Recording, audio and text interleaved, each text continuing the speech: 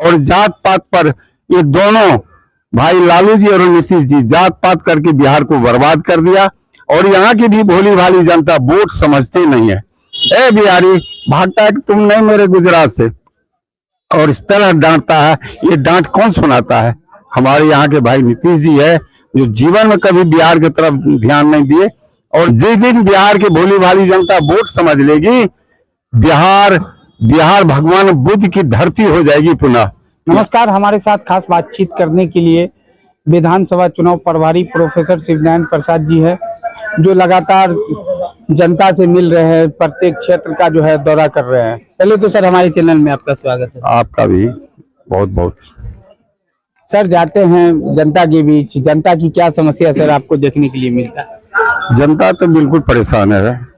इस नीतीश जी के राज में जनता इस तरह परेशान है, जिस तरह द्रौपदी की चीरहरण हो रही थी, ठीक उसी तरह यहाँ की जनता परेशान है।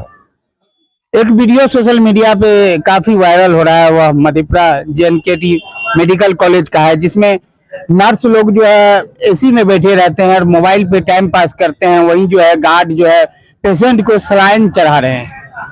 जी पत्रकार महोदय, मैं बता रहा हूँ आपको कि जब RJD की सरकार थी, जिसमें नीतीश कुमार भी मुख्यमंत्री थे और तेजस्वी जी स्वास्थ्य मंत्री थे। अब अंदाज आप करें कि उस समय जब तेजस्वी जी के पिताजी बीमार थे तो उन्होंने फॉरेन चले गए इलाज करने के लिए। और तेजस्वी जी के जब बच्चा, उनकी पत्नी को जब बच्चा होने लगा तो कलकत्ता चल गए। आपके बिहार में, आपके भारत में है कहाँ बढ़िया सा कहीं मेडिकल?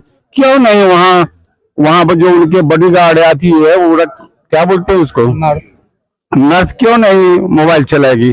और उसमें जो गार्ड है ना, वो बहुत समझदार है, वो डॉक्टरी पढ़े हैं और डॉक्टरी पढ़ के गार्ड का काम करते हैं, इसलिए वो पानी चढ़ाते पेशेंट के साथ।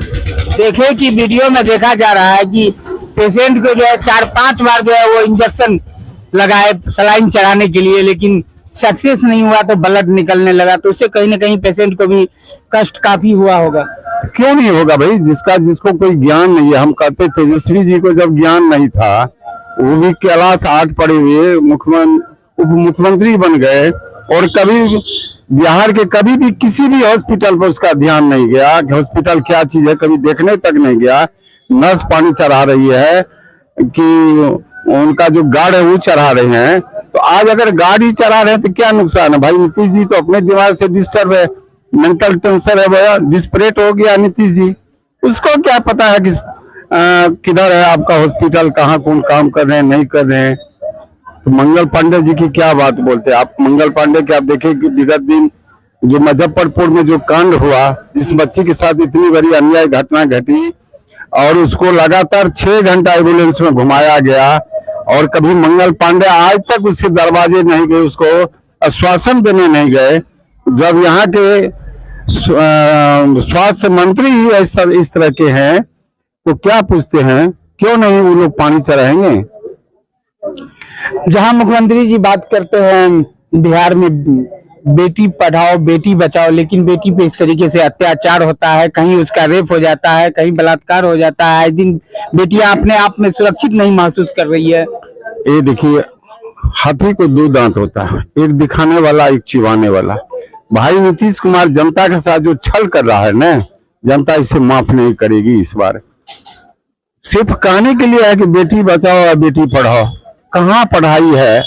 कहाँ आप देख रहे हैं कि कहीं सरकारी विद्यालय में पढ़ाई होती है क्या? अगर पढ़ाई होती तो आज इतना बढ़िया बढ़िया कन्वेंट नहीं खुलता। आप इतना रेजिडेंशियल जितना अभी देख रहे हैं स्कूल, अच्छे अच्छे विद्वान उसमें पढ़ा रहे हैं, क्यों 400-500 हजार रुपया महीना देके बच्चे को पढ़ाएंगे? कहीं तो सरकार के पास शिक्षा नाम की कोई चीज ही नहीं है। सरकार को मात्र एक चीज है, बच्चे को ठगना, खिचड़ी देना, बस किताब देना। अब टीचर क्या करते हैं, कभी जीवन में कोई देखने तक नहीं जाते हैं, शिक्षा है ही नहीं। पलायन को लेकर आपका क्या कहना है? पलायन तो सबसे पहले बिहार का सबसे बहुत बड़ा अभिशाप है। आज हम देख रहे इतने दुखी है। भगवान बुद्ध की धरती है बिहार, जहाँ भगवान बुद्ध पैदा हुए थे, वहां के लोगों के साथ आज जो दुर्दशा है।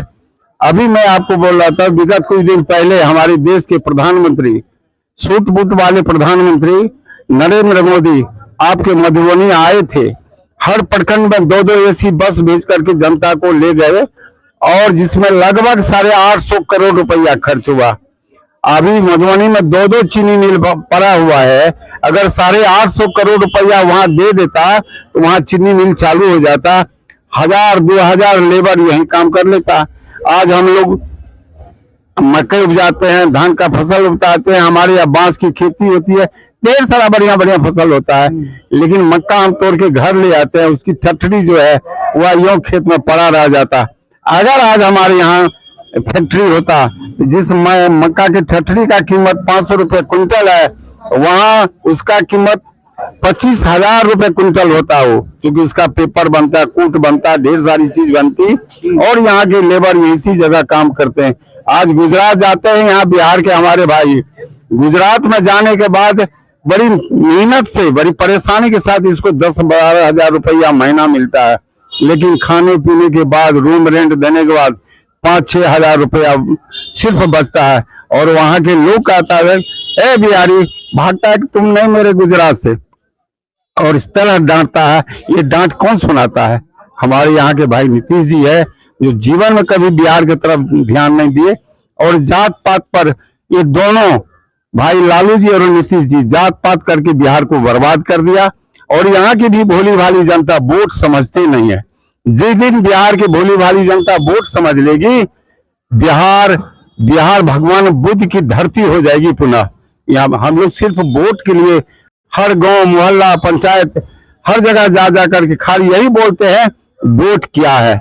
लोग वोट समझने लगा है। मैं बोलता हूँ हमेशा, हर मीटिंग में, हर घर में 2 बेटी है और वोट है। कोई भी व्यक्ति अपनी बेटी नहीं बेचता है। इसलिए मित्रों, मैं हाथ जोड़ के निवेदन करता हूँ आप दीदी लोगों से, भाई लोगों से, कि आप भी वोट नहीं बेचेंगे। वोट का महत्व समझें। वोट से ही राजा बनता है, माँ के कोख से अब राजा नहीं बनता है। देख रहे हैं आजकल गांव घर में जो है आवास में नाम जोड़ने का जो है लोगों से 1000 रुपया, 2-2 हजार रुपया लिया जाता है। देखिए, नीतीश कुमार खुद मेंटल टेंशन में है, डिस्परेट है। कहाँ कौन कर्मचारी क्या कर रहा, कहाँ नृत्य कर रहा, नहीं कर रहा, उसका क्या हिसाब है। 2-2 हजार नहीं, 10 हजार यहाँ की जनता देगी, क्योंकि जनता तो मरमाहित है, परेशान है। जनता चाहती है कि साला अगर 15,000 टका लेके हमको आवास हो जाए तो हम ठीक है, क्योंकि जब आदमी को प्यास लगती है ना, तो गड्ढे का भी पानी उसे बहुत अच्छा लगता है। इसलिए ये लोग, उनका आदमी जाता है, सारा कलेक्शन जाता है नीतीश कुमार को। ऐसी बात नहीं है। पत्रकार महोदय, मैं आपको बता रहा हूँ कि नीतीश जी बड़ा गला फाड़ के कहता है कि हमने शराबबंदी बंद कर दिया। क्या मैं बिहार की जनता से पूछना चाहता हूँ, क्या शराबबंदी बंद हो गया? क्या शराब बंद हो गया? क्या शराब नहीं बंद हुआ है। हर घर में शराब मिलता है। आज शराब से बिहार का जो इनकम में जो लॉस है, 1520 करोड़ रुपया प्रत्येक वर्ष इनकम था, और आज देखिए 1520 करोड़ रुपया हमारे बिहार का नीतीश कुमार खा रहे हैं। वो गांजा पीते, गांजा बंद नहीं किया, चरस बंद नहीं किया, सिगरेट बंद नहीं किया, गुटखा बंद नहीं किया, और झूठे कहता है कि हम शराब बंद कर दी, क्योंकि उसके पास कोई दिमाग है ही नहीं। क्या बोलेगा, नहीं बोलेगा। विगत आप देखते होंगे ना पत्रकार महोदय, एक कोई महिला उसको माला दे रही थी, उसके सर पर जाके वो रख दिया। अरे गधा, तुम्हारी भी माँ बहन है, तुम कैसा मुख्यमंत्री है?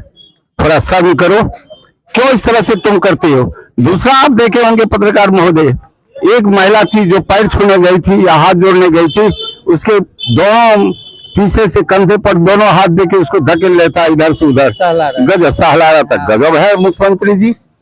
वो तो चांदी की चिलम में गांजा पी के उसका दिमाग का जो भेन है ना, बिल्कुल समाप्त हो गया। बिहार की जनता को चाहिए कि इमीडिएटली उसको गद्दी से उतार दे। इसी बिहार के धरती पर कर्पूरी ठाकुर हुआ करते थे मुख्यमंत्री। मैं भाषण में बोलता हूँ, नीतीश जी, कर्पूरी जी की जीवनी पढ़िए तो आप महान हो जाइएगा, लेकिन दिमाग तो है नहीं, पढ़ेगा कहाँ से कर्पूरी जी की जीवनी। तो कहीं ना कहीं जो है नीतीश कुमार पर भी कई सवाल उठ रहे हैं। बिल्कुल बिल्कुल, मैं तो कहता है शर्म होनी चाहिए नीतीश जी को। जो नीतीश पहले थे जो चरित्र पहला था, जो पहले विचार था, जो उनका सोच था। अरे आदमी जो हिमालय के चोटी से गिर जाता है तो छोटा नहीं होता है पत्रकार महोदय। जब इंसान अपनी निगाह से गिर जाता है सबसे छोटा हो जाता है। नीतीश कुमार अपनी निगाह से भी गिर गया है, तब भी शर्म नहीं आती है।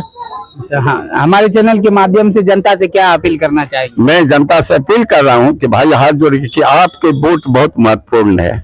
आप बहुत ही अच्छे और ईमानदार है, आप पढ़े लिखे विद्वान है, समझदारी है, समाज में जीते हैं, हर गरीब गुरबे के दुख दर्द को आप जानते हैं।